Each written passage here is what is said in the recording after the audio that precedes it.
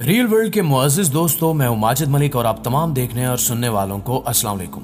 नाज़रीन गिरामी, बेशक हमारी तारीख में बहुत सी ऐसी नामवर शख्सियात गुजरी हैं जो अपनी जिंदगी खत्म होते ही गुमनामी के समंदर में बह गईं, लेकिन कुछ शख्सियात ऐसी भी थीं जो जिंदगी से ज्यादा अपनी मौत के बाद सुर्खियों में रहीं, जिनमें एक नाम उसामा बिन लादेन का भी है, जिनकी वफात आज भी एक मुहिम्मा बनी हुई है। आज की वीडियो में हम जानने की कोशिश करेंगे कि उसामा बिन लादेन असल में कौन थे और इन्हें मारने के बाद समंदर में दफन क्यों किया गया।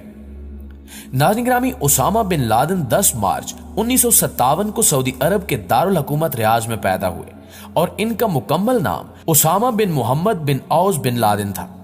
उसामा बिन लादेन का ताल्लुक सऊदी अरब के मशहूर रईस खानदान लादेन फैमिली से था। उसामा बिन लादेन मोहम्मद बिन औस बिन लादेन के साहबजादे हैं जो शाह फैसल के खास दोस्तों में शुमार किए जाते थे।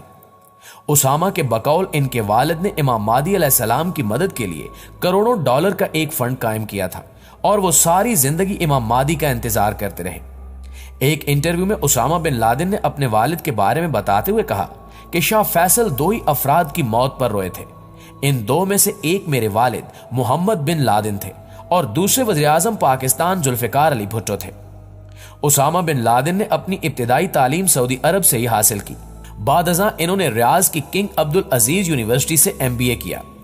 उसामा बिन लादेन के बारे में बाज मगरबी सहाफियों का मानना है कि इन्होंने लंदन की किसी यूनिवर्सिटी से इंजीनियरिंग की डिग्री हासिल की थी।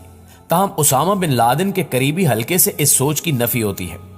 उसामा बिन लादेन के बारे में कहा जाता है कि इन्हें हमेशा से मुकद्दस इस्लामी मकामात मस्जिदुल हराम और मस्जिद नबवी से इंतहाई अकीदत रही। इनकी तामीराती कंपनी ने शाह फैसल और शाह फहद के अदवार में इन दोनों मुकद्दस मकामात की तामीर का काम किया।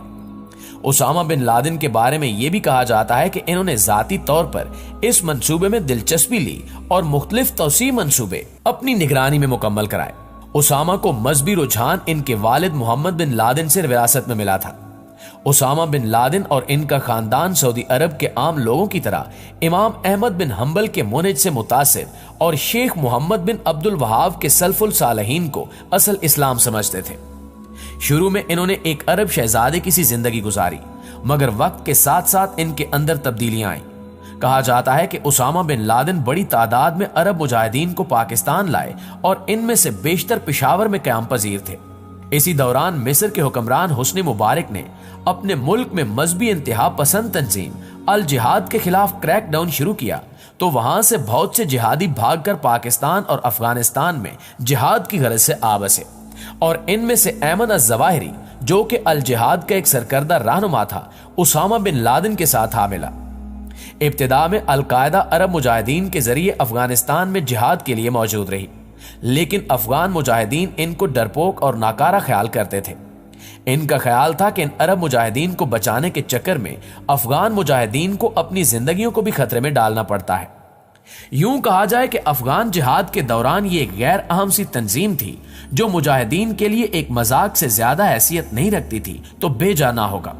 अफगान जिहाद खत्म होने के बाद इब्तिदा में अल-कायदा बड़ी हद तक गैर मुतशद्दिद थी, लेकिन इसमें मिस्रियों के शामिल होने के बाद आहिस्ता आहिस्ता उसामा बिन लादेन अब्दुल्ला अज़ाम के हाथों से निकलकर ऐमन अज़-ज़वाहिरी के नजरियात से मुतासिर होने लगे। इन मिस्रियों ने एक साजिश के जरिए अब्दुल्ला अज़ाम को भी कत्ल कर दिया, जिसके बाद ऐमन अज़-ज़वाहिरी और इसकी तंजीम अल जिहाद ने उसामा बिन लादेन और इसकी अल-कायदा को मुकम्मल तौर पर अपने काबू में कर लिया। ताहम इसमें तमाम तर पैसा उसामा बिन लादेन का लग रहा था और उसामा ही वो वाहिद शख्स थे जो मजीद रकूम इस तंजीम के लिए जमा कर सकते थे, लिहाजा ऐमन अज़-ज़वाहिरी के लिए उसामा की मौजूदगी लाजिम थी। रफ्ता रफ्ता अल जिहाद ने अल-कायदा को भी अपने एजेंडे के ताबे बना लिया और ये तंजीम एक दहशत गर्द गिरोह में ढलने लगी। यही वजह है कि दुनिया, खास तौर पर अमरीका, इस तंजीम को दहशत गर्द तंजीम समझने लगा। कहा जाता है कि 11 सितंबर 2001 को उसामा बिन लादेन ने अफगानिस्तान में अपने साथियों को कहा कि टीवी चलाकर देखें। कुछ ही देर में हमलों की इतलात आने लगी। जिस दौरान हमले किए जा रहे थे, उसामा अपनी मुट्ठी से एक एक करके उंगलियां खोलते जा रहे थे।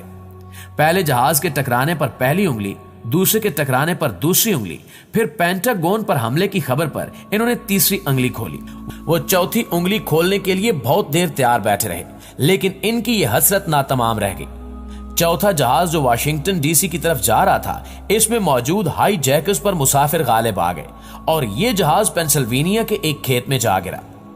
इन हमलों में 2,977 अफराद हलाक और 25,000 से ज्यादा जख्मी हुए। उसामा बिन लादेन की वालदा अमेरिका में होने वाले इस हमले को उसामा से मंसूब किए जाने को मुस्तरद करती हैं। वो इनसे बहुत प्यार करती थी और इन पर इल्जाम लगाने से इनकार करती हैं। वो उन लोगों को इसका जिम्मेदार समझती हैं जो उसामा के आसपास थे।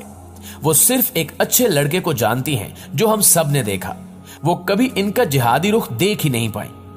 नाज़रीन गिरामी, यही वो वाकया था जिसके बाद अमेरिका उसामा बिन लादेन को ढूंढने निकल पड़ा और आखिरकार पाकिस्तान के शहर एबटाबाद में अमेरिकी फोर्सेस ने हमला किया और उसामा बिन लादेन को मार डाला, जिसके बाद इनकी लाश को समंदर में दफन कर दिया गया।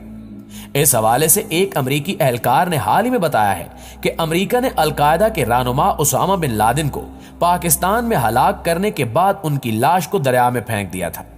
और दूसरी तरफ वाशिंगटन ने यह बयान भी दिया कि अलकायदा सरबरा उसामा बिन लादेन को समंदर के एक जजीरे में दफन कर दिया गया था। रिपोर्ट्स के मुताबिक अमेरिकी हुक्काम ने वाशिंगटन में गैर मुल्की खबर रसां एजेंसी को नाम जाहिर न करने की शर्त पर बताया कि कोई भी मुल्क अलकायदा के दहशतगर्द को अपनी सरजमीन में दफन करने की इजाजत नहीं देता। इस हवाले से सऊदी हुक्काम से बातचीत की गई, लेकिन उन्होंने भी लाश लेने से इनकार कर दिया।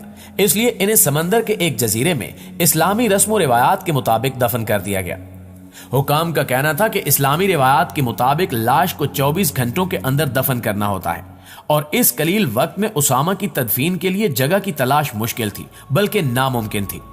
समंदरी जजीरे में दफन करने या समंदर बुर्द करने पर मजीद तफसील बताते हुए अमरीकी फौजी हुकाम ने दावा किया कि उसामा बिन लादेन की लाश को समंदर बुर्द किए जाने से कबल इस्लामी तरीके के मुताबिक इनकी आखिरी रसूमात अदा की गईं।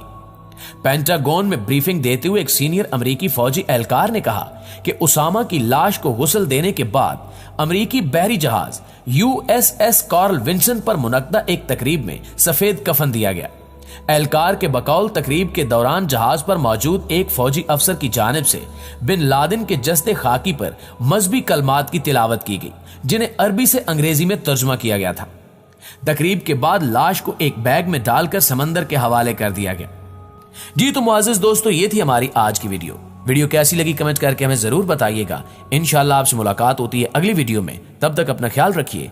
अल्लाह निगहबान।